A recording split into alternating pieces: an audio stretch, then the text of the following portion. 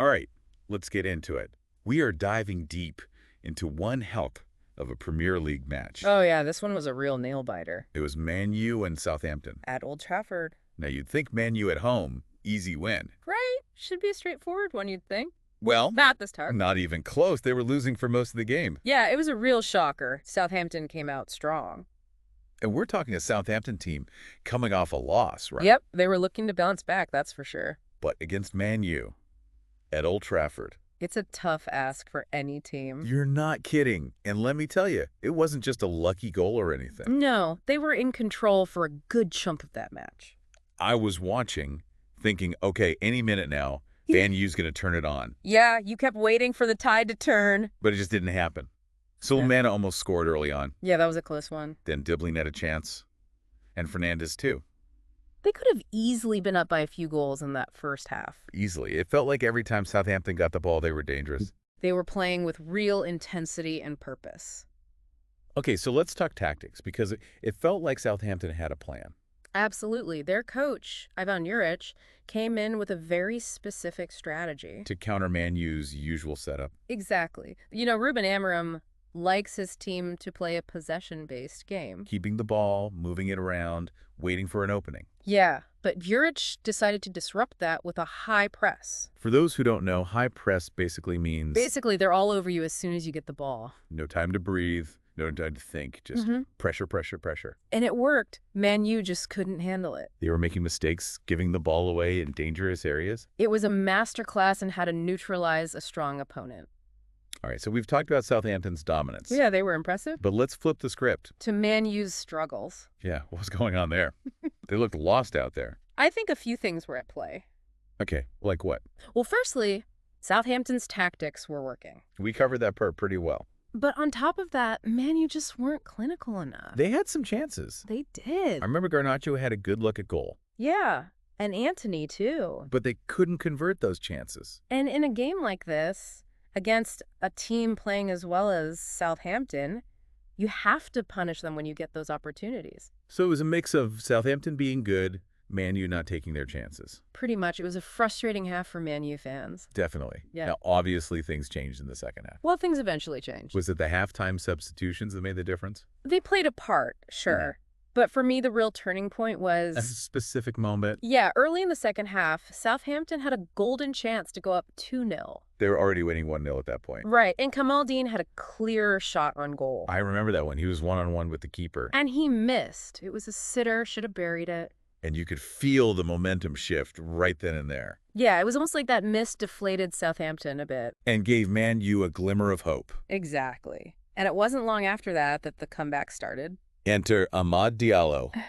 The hero of the day. His first goal What a moment. wasn't the prettiest goal, There was a bit of a lucky bounce in there. but he was in the right place at the right time, and he finished it. And that's what good strikers do. They capitalize on those moments. Right place, right time, clinical finish, 1-1 game on. And that just seemed to ignite something in Man U and in Diallo. Yeah, we got to talk about the hat trick. 3 goals. Not something you see every day, and Yeah. to do it to win the game. Unbelievable stuff.